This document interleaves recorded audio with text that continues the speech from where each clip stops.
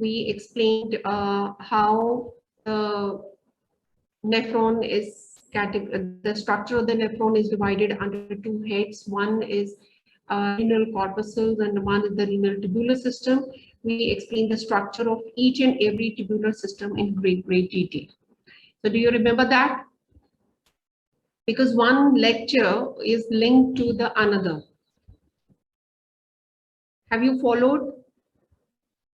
Is there any query or any confusion or any question coming up to your mind for the previous lecture, which you would like me to explain first before we go ahead?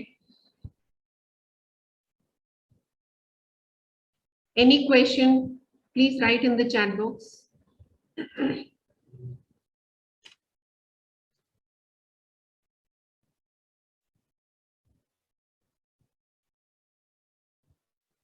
Is there any question coming up to your mind?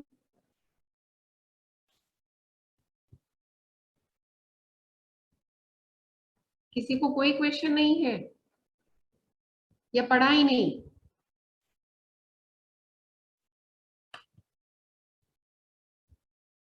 हाँ या ना तो लिखो, chat box में हाँ या ना तो लिखो.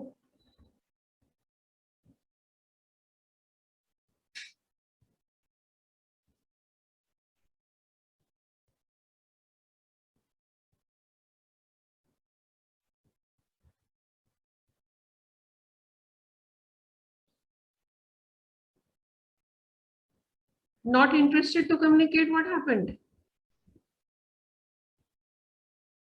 No questions. So presuming that since you are having none of the question, I presume from my side that you have understood the previous two topics quite well. So today we will be continuing with the explanation of renal blood flow and juxtaglomerular apparatus, which are linked and aligned with the previous lectures. Okay, so by the end of this lecture, we have 1 hour lecture, approximately 50 minutes lecture. So we'll be able to explain the renal blood flow, the regulation of the renal blood flow. We'll be explaining the GFR and the factors affecting to a very great extent, because that we will be taking in another lecture. But we'll be explaining the juxtaglomerular. Okay. Renal blood flow. Can anyone tell me how the renal blood flow works? Write it on the chat box. How the blood flows in from the renal arterial part to the renal vein part. Has anyone any idea about it? How does it flow? बेटा कुछ तो बोलो, नहीं तो फिर मैं तो computer की स्क्रीन से बात कर रही हूँ. Then you will not understand. Hydrostatic pressure, no. Jamil, I'm not talking about the hydrostatic pressure. I'm talking about the flow of blood from the renal artery going up to the renal vein, the sequence. Anyone having an idea about it?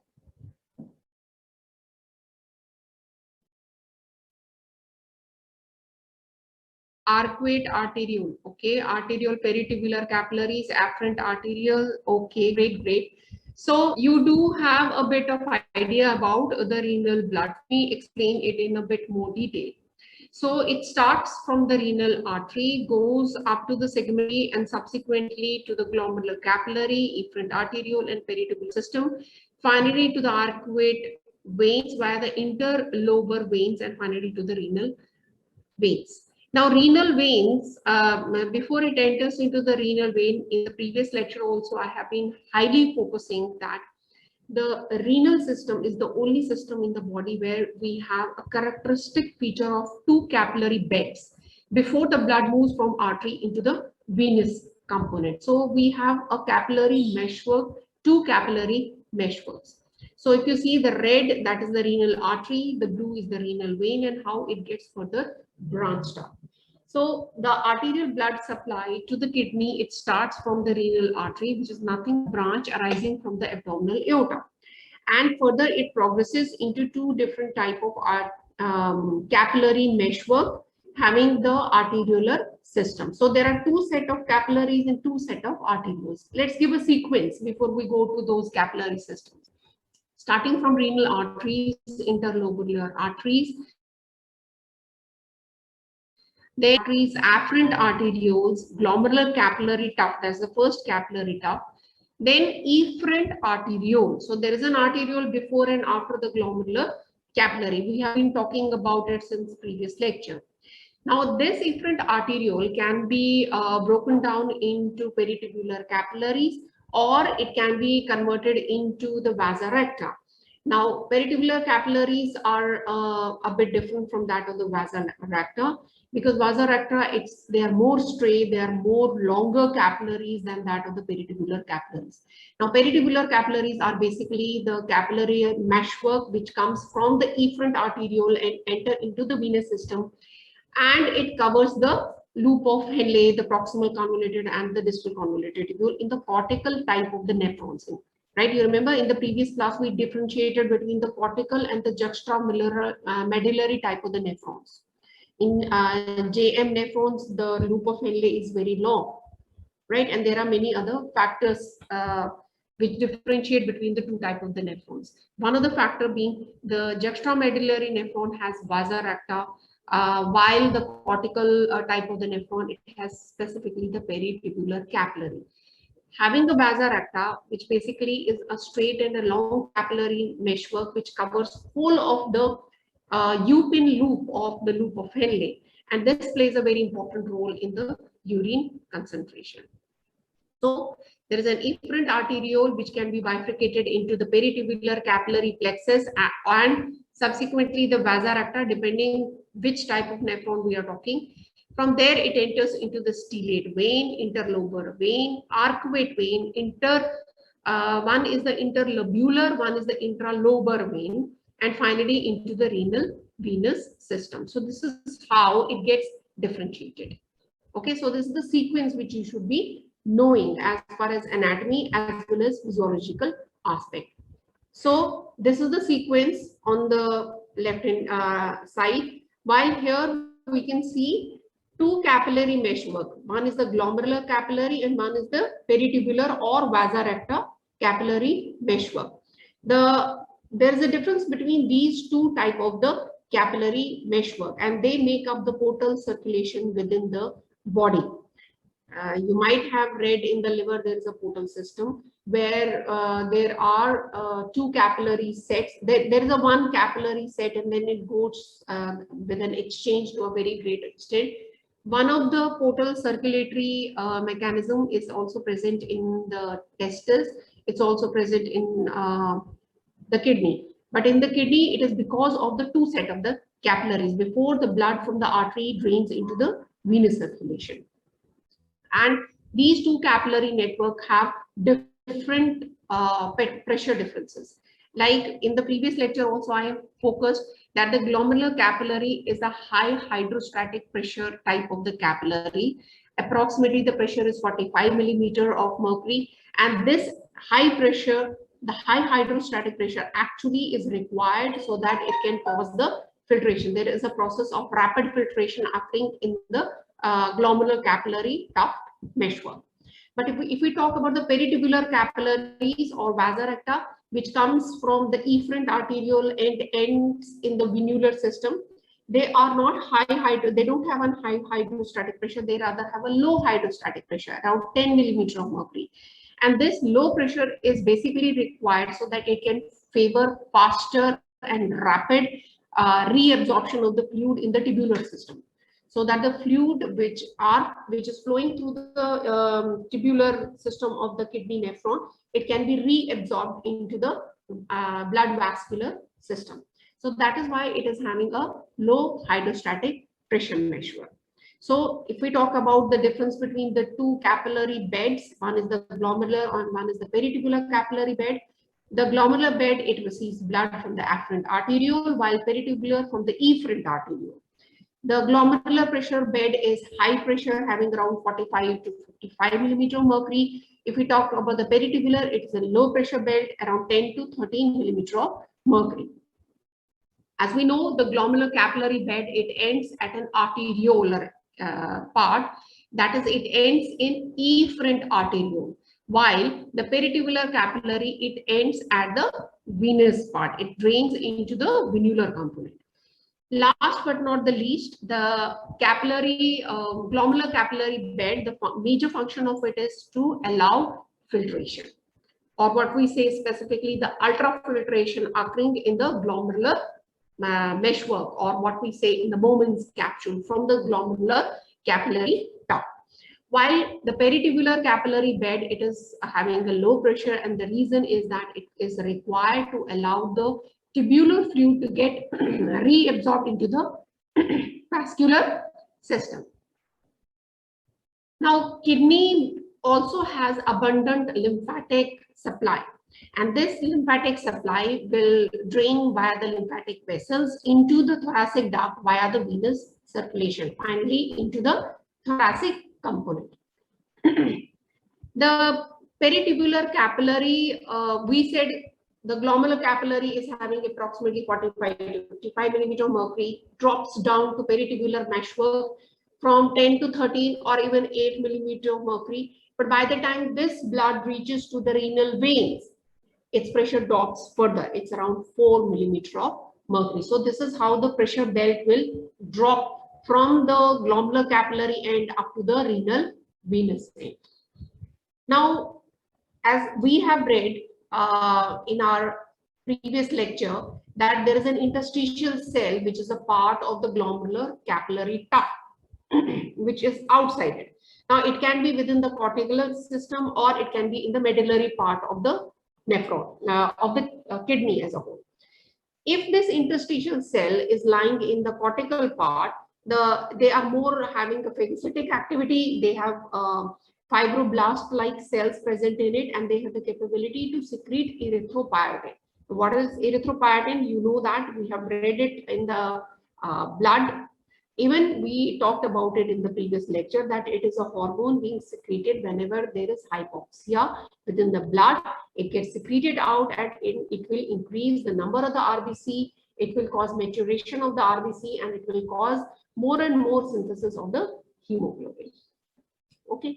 Coming to the medullary interstitial cells, they are of two types, out of which the function of type 1 in medullary interstitial cell is specifically to secrete prostaglandin, specifically prostaglandin E2. We'll talk what is the function of prostaglandin E2. So this is about the secretory cells of the kidney. Now, the characteristic feature of the renal blood flow is that it has a high blood flow. That means approximately 25% of cardiac output. What is the total cardiac output? ये तो आपने class में lower classes में भी पढ़ा होगा. कितना होता है कार्डियक आउटपुट? 5000 क्या? Litre? 5 liter? 5 liter. Okay, 5 liter per minute. That's much better way. Okay, so out of this, 25% will go to the kidney. That means approximately 0.4% of the total body weight का जो blood flow है वो kidney की तरफ जाता है. And if I want to calculate in terms of per minute, 1200 ml per minute the blood flows into the renal system. अगर मैं उसको और भी categorize करूँ per gram के हिसाब से 300 to 400 ml of blood reaches to 100 grams of the organ per minute. So how much huge amount of the blood is being flowing to the renal system via the renal vascular part. That's a huge amount of the blood, and it's required. Now, if I talk about its distribution, अगर आपको याद हो kidney में हमने बोला था बाहर capsule होता है, फिर कॉर्टेक्स होता है, फिर मेडुला होता है. मेडुला का आउटर पार्ट होता है which is towards the cortex, और इनर पार्ट होता है which is more towards the renal pelvis. 90% of the blood it flows into the renal cortex. Now, ऐसा क्यों होता है? अगर आपको याद हो कि दो टाइप के नेफ्रॉन्स होते हैं, एक कॉर्टिकल होता है, एक जक्स्टामेडुलरी होता है. एंड हमने ये पढ़ा था डिफरेंस में 80% of the nephrons are cortical type of the nephron. मतलब मैक्सिमम नेफ्रॉन्स जो है वो कॉर्टिकल नेफ्रॉन्स होते हैं, और उनका जो ग्लोमेरुलर पार्ट जहां फिल्ट्रेशन होना है वो कॉर्टेक्स में होता है. इवन आउटर मेडुला में जक्स्टामेडुलरी का जो फिल्ट्रेशन वाला पार्ट नेफ्रॉन का है वो कॉर्टेक्स में होता है और आउटर मेडुला पोर्शन में होता है. So maximum blood flows there. और कम ब्लड कहाँ फ्लो होता है? इनर मेडुला पार्ट में, जहां पर वाजा रहता है, अराउंड 40 मिलीमीटर लॉन्ग. वहां पर लो प्रेशर, लो हाइड्रोस्टैटिक प्रेशर होना चाहिए ताकि ज्यादा से ज्यादा एब्जॉर्प्शन हो जाएगा, and in turn it will increase the osmolarity within the medulla. That is why the medulla, the inner part of the medulla is termed as hyperosmolar, क्योंकि वहां पर osmolarity बहुत ज्यादा होती है, क्योंकि reabsorption बहुत ज्यादा होता है due to firstly decreased blood flow, which in turn causes decreased hydrostatic pressure. Right? So this is how the sequence goes on as far as the characteristic feature of the renal blood flow is concerned. Okay. Regulation of renal blood flow 3 level पे regulation होता है, neural, hormonal and auto regulatory. Okay, neural में sympathetic stimulation अगर होता है तो वेजोकंस्ट्रिक्शन होता है, वेजोकंस्ट्रिक्शन होगा तो रीनल ब्लड फ्लो कम हो जाता है. जब रीनल ब्लड फ्लो कम हो जाएगा तो रेनिन का सिक्रीशन हो जाएगा जो एक्टिवेट करेगा रेनिन एंजियोटेंसिन सिस्टम को, renin angiotensin aldosterone system. Actually this had to be taught in the cardiovascular system. अब आपका वो नहीं हुआ है तो I will explain it a bit more. Okay. Also, it causes stimulation of angiotensin 2. It causes stimulation to produce prostaglandin E2 and prostaglandin I2. अभी ये क्या करते हैं, ये vasoconstriction नहीं करते हैं, vasodilation करते हैं, मतलब उल्टा कर देते हैं.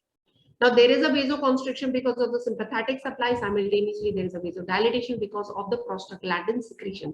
तो balance, ताकि ज्यादा कंस्ट्रिक्शन भी ना हो और ज्यादा डायलिटेशन भी ना हो. So this is how the neural factors will control it. Hormonal factor, you can see here a tabulated format. There are different types of the hormones which can cause vasoconstriction for the renal blood flow, and there are hormones which will cause vasodilatation for the renal blood flow. It is in your book as well, but I would like to focus specifically on dopamine. Now dopamine, if given in the high doses, specifically a treatment modality for the cardiogenic shock. अगर हम ऐसा नहीं करते हैं तो अगर हम norepinephrine उस टाइम पे देते हैं तो उससे क्या होता है कि नॉरएपिनेफ्रिन देने से केवल वेजोकंस्ट्रिक्शन होता है. तो जितना ज्यादा वेजोकंस्ट्रिक्शन होगा उतना ज्यादा drop of of the blood हो जाएगा, तो रीअब्जॉर्प्शन की चांसेस ज्यादा है और उस कारण से the blood will be moving more out. So it will actually cause hampering of the functioning of the cardiovascular system and the renal system. Now dopamine देने से फायदा ये होता है कि dopamine acting on the kidney will cause the vasodilatation. तो वो collapse, cardiogenic collapse होने से बचाता है. So that's a very important aspect, that in a severe case of a cardiogenic shock, we do not give norepinephrine, we give dopamine. Right? That's a very important aspect. Then autoregulatory mechanism. Autoregulatory mechanism दो तरीके से होता है, एक myogenic होता है और एक ग्लोमेरुलोट्यूबुलरी फीडबैक मैकेनिज्म से होता है. I will not take in detail at present the autoregulatory mechanism, because when we are talking about the glomerular filtration rate, we will explain it in more detailed manner. How the regulation of the renal blood flow is being affected by the glomerular filtration rate and by these two autoregulatory mechanisms. So right now we will not talk about it. But you should keep in mind that the regulation of the renal blood flow is at 3 major levels. One is the neuronal level, one is the hormonal level, and last is the autoregulatory mechanism. Okay. Is this much clear to you people? Is this much clear? Do you need any further explanation about this part before I move to the juxtaglomerular apparatus? Short note आता है JG apparatus पर. Peritubular capillary and glomerular capillary का difference आता है. These are the two major questions which are being asked, जो मैंने अभी तक पढ़ाया है आपको. Okay, it is clear. So I presume that it is understood. Okay, now let's talk about the other part of today's lecture, that is juxtaglomerular apparatus. It is nothing but the collection of the specialized type of the cells around the glomerulus. ये पूरा glomerulus है nephron का, आपको मालूम है. ये afferent arteriole है, ये glomerular capillary tuft है, ये efferent arteriole है. और अगर ये देखें, ये cut section of upper part of the thick segment of loop of Henle या distal convoluted tubule, ये होता है, उसका पार्ट होता है जो एफरेंट और इफरेंट के बीच में आता है. right? So this whole, this together is termed as JG apparatus. अब JG apparatus में जो मेजर कंपोनेंट होता है वो एक्टिवेट करता है रेनिन एंजियोटेंसिन एल्डोस्टेरोन सिस्टम को। वो कैसे करता है, I will explain it because you have not been taught cardiovascular system. But before that, I will talk more about the cells which form this JG apparatus. As I said, it is a collection of specialized type of the cells near the glomerulus. Three types of the cells are present. One is juxtaglomerular cell. दूसरा है macula densa cell, तीसरा है mesangial cell जिसको हम LASIK sales बोलते हैं। हमने macula densa और मेसेंजियल सेल्स के बारे में हमने पिछली क्लास में पढ़ा था। I will give again an overview about it. Okay, जब आपका जेजी एपरेटस पर शॉर्ट नोट आता है, जब शॉर्ट नोट आएगा तो आपको एक तो ये डायग्राम बनाना है, that's a very important thing what you should make. भले वो 3 नंबर का है, भले वो 5, भले स्केच बना दीजिए, रफ स्केच बना दीजिए ताकि ये दिखे कि ये स्पेशलाइज्ड सेल है। Okay, and you label it. बाकी सब लेबल करने की जरूरत है, मगर इनको जरूर लेबल कीजिएगा। Okay, that's the first thing. Then you have to explain what is a JG apparatus and what type of cells it has. Okay, 3 types of cells. Fine. Again, here you can see this is a color diagram. These are the modified cells. ये वाली modified cells है, ये वाली modified, और इधर mesangial में भी cells होती है। Now let's talk about the macula densa. That is the part, ये जो yellow वाला part हम इधर दिखा रहे हैं ना, ये वाला yellow part, this yellow part we are talking about. Okay. Now macula densa cells, they are specialized renal tubular epithelial cells. कहां पर, कौन से ट्यूब्यूल के कौन से पार्ट पे?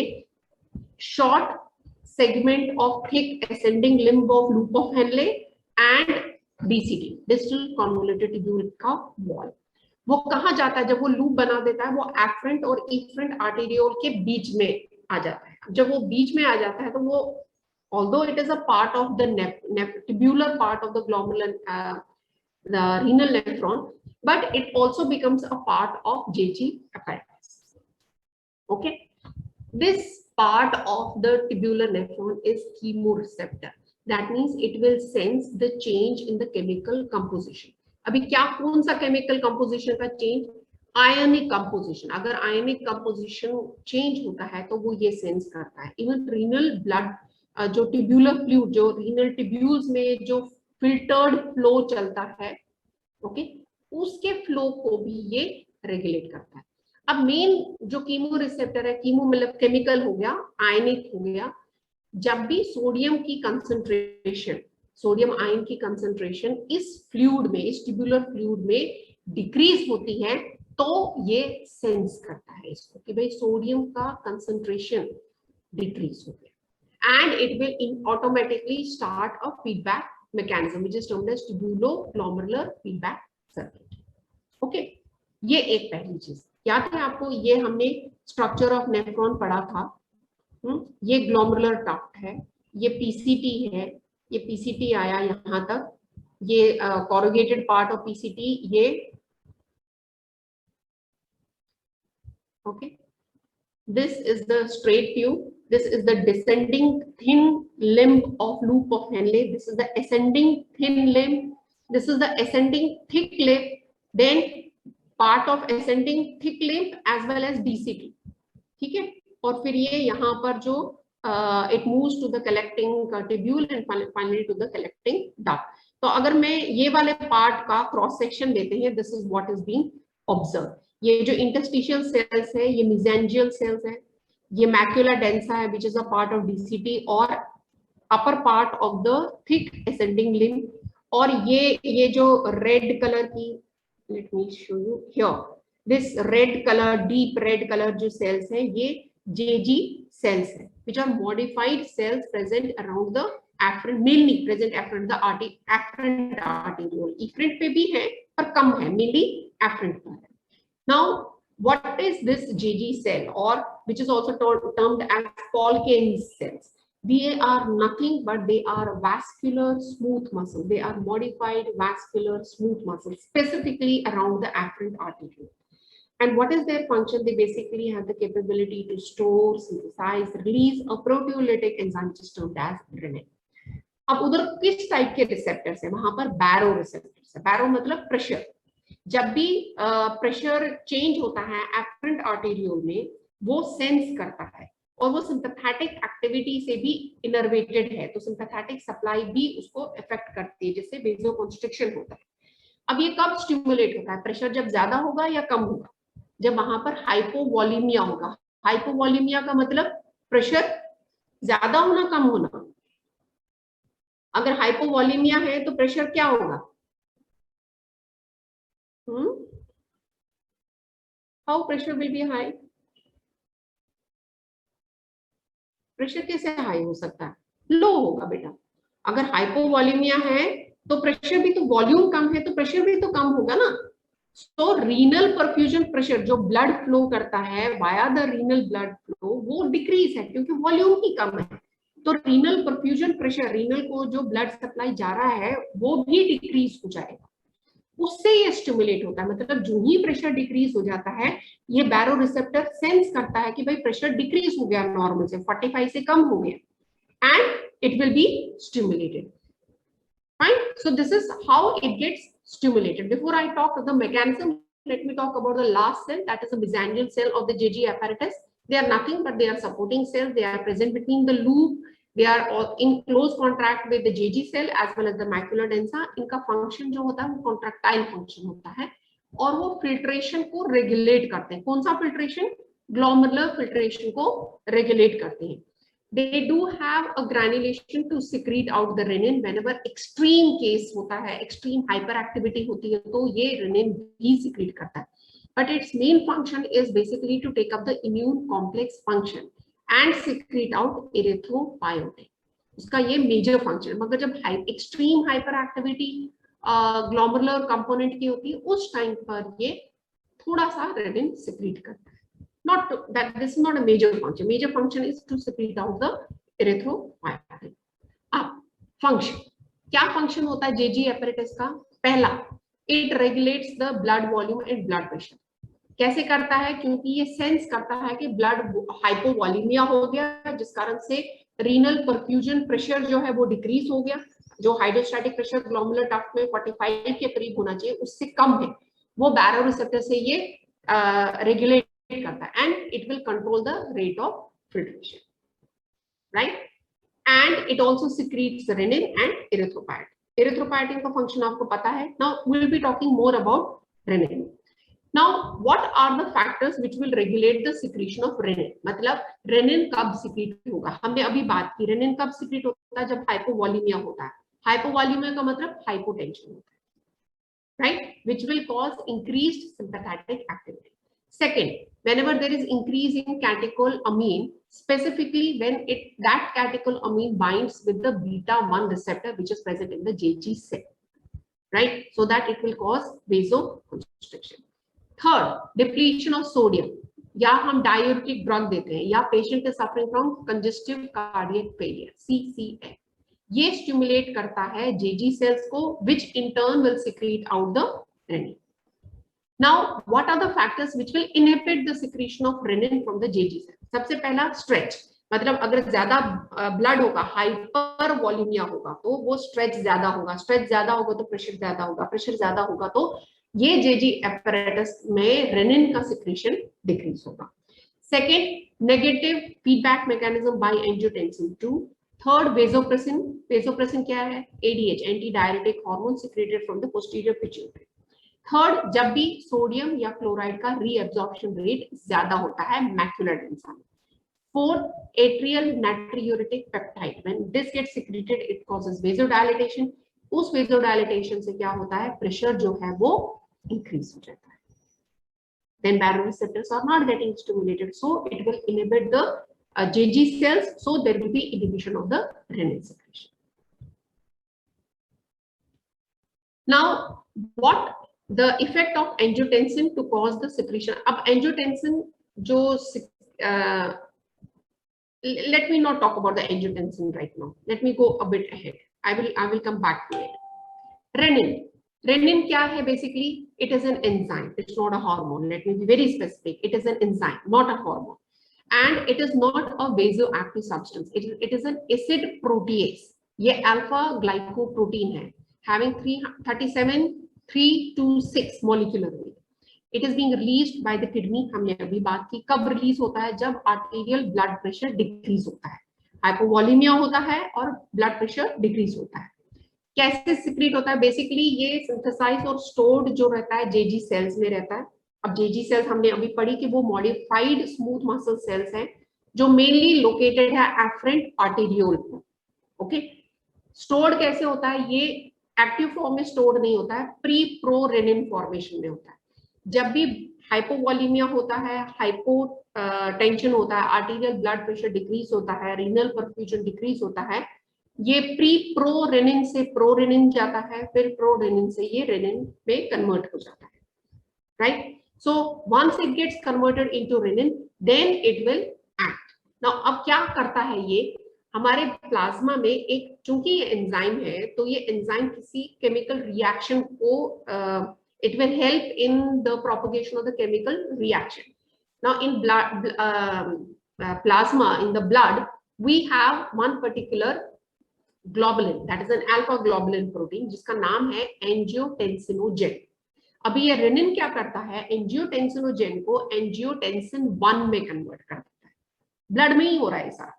अब ये एंजियोटेंसिन 1 ब्लड में है और ये ब्लड में होते होते ये पहुंच जाता है लंग्स में, लंग्स के ब्लड में पहुंच गया, पल्मोनरी सर्कुलेशन पहुंच जाता है। वहां पर लंग्स में एक एंजाइम होता है, again an enzyme which is termed as angiotensin converting enzyme ACE. अब ये एंजियोटेंसिन कन्वर्टिंग एंजाइम क्या करता है, ये एंजियोटेंसिन 1 को एंजियोटेंसिन 2 में कन्वर्ट कर देता है। फाइन, यहां तक समझ आ गया? I will repeat it again. Before I go ahead, let me talk a bit about what is an angiotensinogen. It is nothing but it is an alpha glycoprotein synthesized in the liver having 453 amino acid. और इसका secretion कब increase होता है, जब glucocorticoid का level बढ़ता है, thyroid hormone का बढ़ता है, एस्ट्रोजन का बढ़ता है, साइटोकाइन रिएक्शंस बढ़ती है, या एंजियोटेंसिन 2, मतलब जब एंजियोटेंसिन 2 बनना शुरू होता है वो ग्लाइको एंजियोटेंसिनोजेन को वापस से ऑटो रेगुलेट कर देता है, मतलब वापस से ज्यादा एंजियोटेंसिनोजेन को सिंथेसाइज करना शुरू करता है ताकि ज्यादा से ज्यादा एंजियोटेंसिनोजेन 1 में कन्वर्ट हो जाए और 1 जो है वो 2 में कन्वर्ट हो जाए, right? See there is a सबसे पहली बात, आर्टेरियल स्ट्रेच जो है वो डिक्रीज हो गया, मतलब हाइपोवॉलीमिया हो गया। दूसरा, सोडियम कंसंट्रेशन डीसीटी में डिक्रीज हो गया। जेजी सेल ने, जेजी सेल कहाँ प्रेजेंट है, जेजी apparatus में प्रेजेंट है अराउंड द ग्लोमेरुलस। वो सिक्रीट करता है रेनिन। रेनिन क्या करता है, ब्लड में वो एक एंजाइम जैसा एक्ट करता है। ब्लड में हमारे लिवर से एक अल्फा ग्लोबुलिन आता है जिसको हम एंजियोटेंसिनोजेन कहते हैं। वो एंजियोटेंसिनोजेन जब वो किडनी ब्लड के थ्रू किडनी में पहुंचता है, रेनिन उस पर एक्ट करके उसको एंजियोटेंसिन 1 में कन्वर्ट करता है। जब यही एंजियोटेंसिन 1 वाला ब्लड लंग्स में पहुंच जाता है, वहां पर एंजाइम है एस, वो उसको एंजियोटेंसिन 2 में कन्वर्ट कर देता है। Okay, is that right? हाँ या ना तो बोलो। Okay, good. So right now you are okay with it. Now what further we will just go ahead. Causes हमने अभी बात की, causes of release of renin. सबसे पहले हमने बोला reflective sympathetic activity होनी चाहिए। Second, decreased volume होना चाहिए blood का, decreased plasma concentration of sodium होना चाहिए, increased potassium ion concentration हो तो भी renin secrete होता है, decreased distension of the renal arteries, hypovolemia में जो होता है, increased circulatory catecholamine जो बीटा 2 रिसेप्टर के साथ बाइंड करता है, then prostaglandin. These are the factors which will cause the secretion of renin. कौन डिक्रीज करता है? पहला, plasma sodium concentration of the plasma जब इंक्रीज हो जाती है तब डिक्रीज होता है, जब आर्टेरियल ब्लड प्रेशर बढ़ जाए तब भी होता है, एडीएच के सिक्रीशन से होता है, एंड एंजियोटेंसिन 2 से भी होता है, because it is an auto regulatory negative feedback mechanism से वो उसके मैकेनिज्म रिलीज को स्टॉप कर देता है।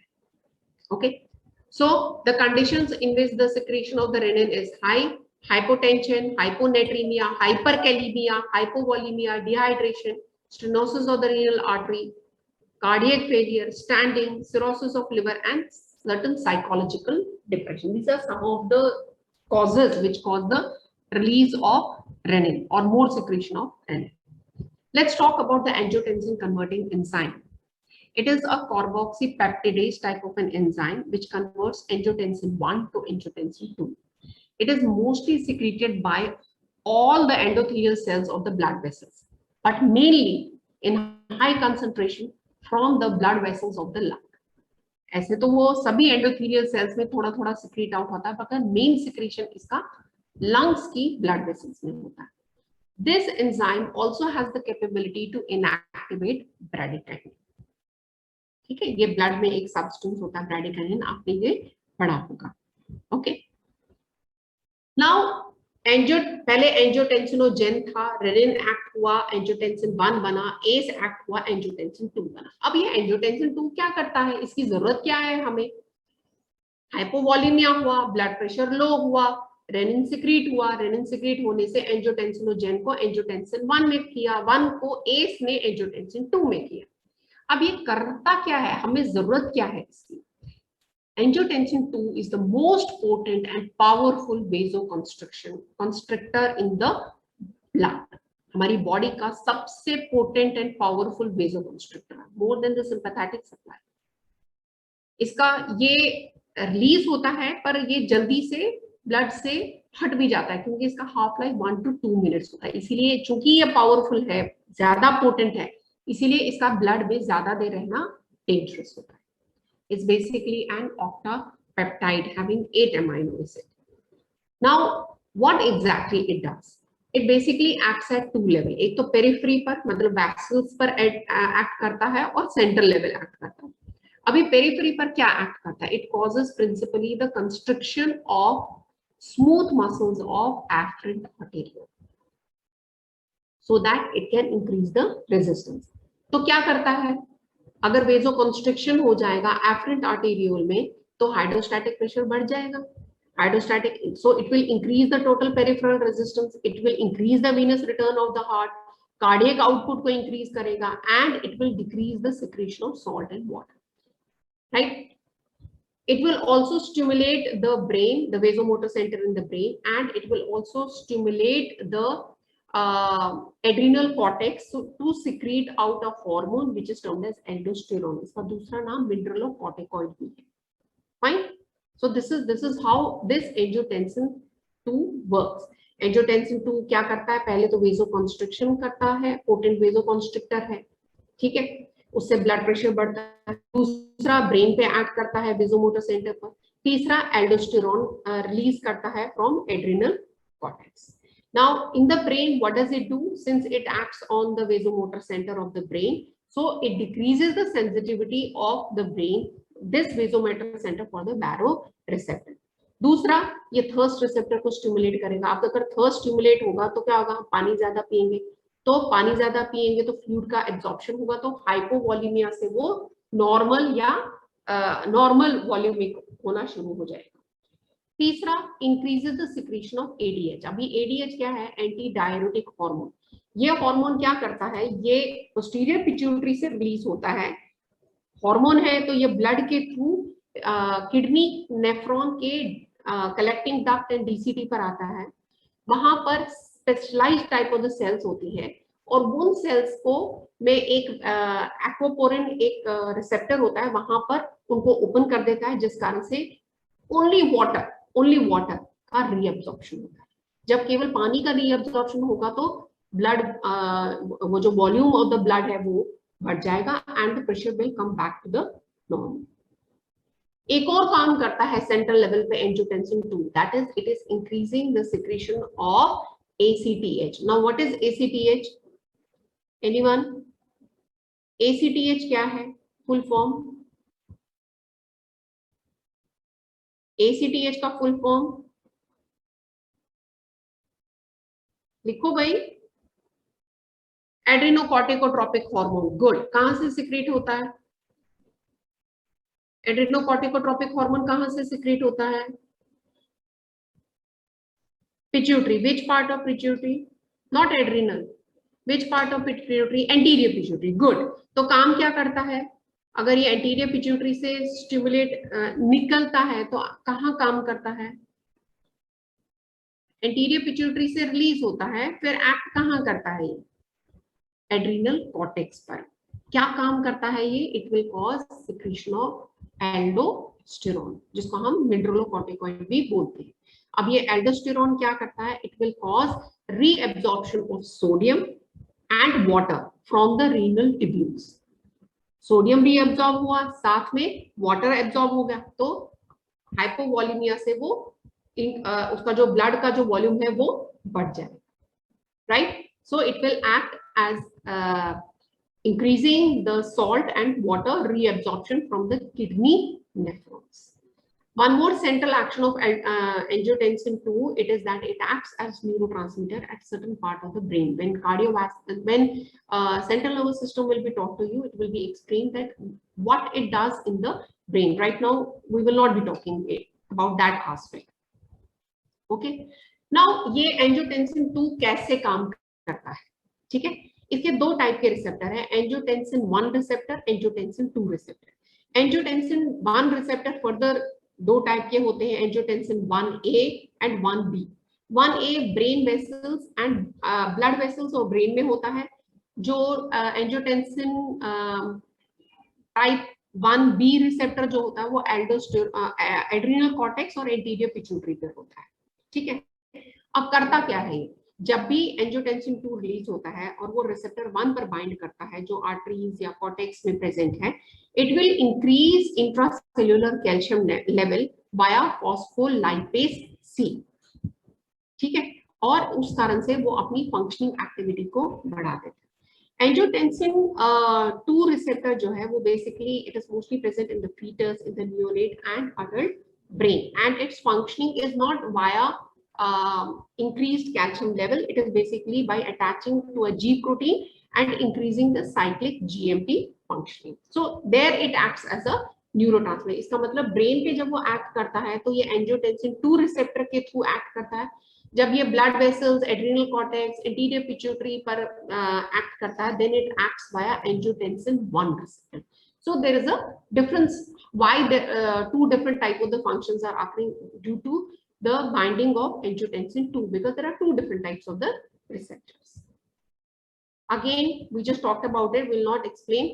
चलो अब हम स्टार्ट से शुरू कर देते हैं कि रोल ऑफ एंजियोटेंसिन सिस्टम कैसे ब्लड प्रेशर को रेगुलेट करता है, which in turn is a part of JG apparatus. Arterial hypovolemia हुआ, हाइपोवॉलीमिया से आर्टेरियल ब्लड प्रेशर जो है वो डिक्रीज हो गया, जिस कारण से किडनी में जो ब्लड जा रहा है वो डिक्रीज हो गया, जिस कारण से ग्लोमेरुलर कैपिलरी टफ्ट में जो हाइड्रोस्टैटिक प्रेशर होना चाहिए था वो नहीं रहता, वो डिक्रीज रहता है। Due to this the juxtaglomerular cell will release out renin, okay, from pre-pro to pro to renin format. It will act on a plasma protein which is termed as angiotensinogen, synthesized from the liver, convert it into angiotensin 1. अब angiotensin 1 जो है वो 10 amino acid वाला chain वाला compound है। Now once this blood reaches to the lungs, in the endothelial lining of the lung, it will release out an enzyme which is termed as angiotensin converting enzyme ACE, and convert angiotensin 1 to angiotensin 2.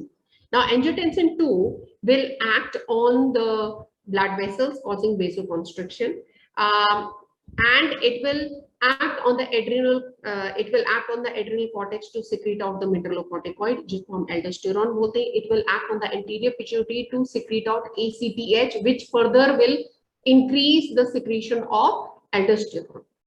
अब ये aldosterone क्या करता है? It will cause reabsorption of salt and water from the renal tubular system. It may be proximal convoluted tubule, it may be descending thin limb of loop of Henle, or it can be DCD. And from there, it will cause increase in the intake of increased water uptake, and it will also increase the arterial blood pressure. So this is how the renin has the function to regulate the blood pressure. Again, the same thing. Fine. So this was all as far as Okay, aquaporin based reabsorption. Okay, please explain again action of what is this ADH? Okay, ADH and ACTH. Okay, ADH is a hormone which is synthesized by hypothalamus but secreted from posterior pituitary. Once, whenever the functioning of angiotensin 2 works, it will cause the secretion of ADH, which is also termed as the vasopressin. It will act on the specialized cell of the distal convoluted tubule and the collecting duct. These cells have specific type of receptors which are termed as aquaporins. The moment the ADH acts on those cells, it will open up the aquaporin cell and causes the reabsorption of only water, sirf water, nothing more than that.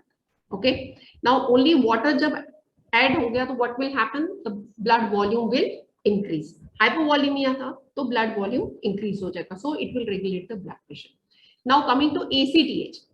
Now ACTH is a hormone which is secreted from anterior pituitary. Once it gets secreted out, it acts on the adrenal cortex. In the adrenal cortex, there is glucocorticoid, there is mineralocorticoid. Mineralocorticoid का दूसरा नाम है aldosterone. So it will act on those cells, secrete out aldosterone. This aldosterone will act on the renal tubules. चाहे वो PCT है, चाहे thin limb of loop of Henle है, descending या ascending, या DCT है, distal convoluted tubule है, उन पर एक्ट करेगा और वहां पर सोडियम का पहले रीअब्जॉर्प्शन करेगा. सोडियम रीअब्जॉर्ब होगा तो कंसंट्रेशन या ऑस्मोलैरिटी उस एरिया में ब्लड की बढ़ जाएगी, जिस कारण से वाटर एब्जॉर्ब हो जाएगा, so that it can balance the osmolarity at the two level. So it will cause reabsorption of sodium and water. जब सोडियम रीअब्जॉर्ब हो गया, ऑस्मोलैरिटी बढ़ गई, उस कारण से वाटर का रीअब्जॉर्प्शन हो गया, तो वॉल्यूम बढ़ गया. ऑस्मोलैरिटी तो डाइल्यूट हो ही गई, साथ में वॉल्यूम भी बढ़ गया. This is how the ADH and angiotensin ACTH acts. Any other question? See, whatever I have been teaching from day one, it is a link for the topics which we will be covering in subsequent days. Anything else?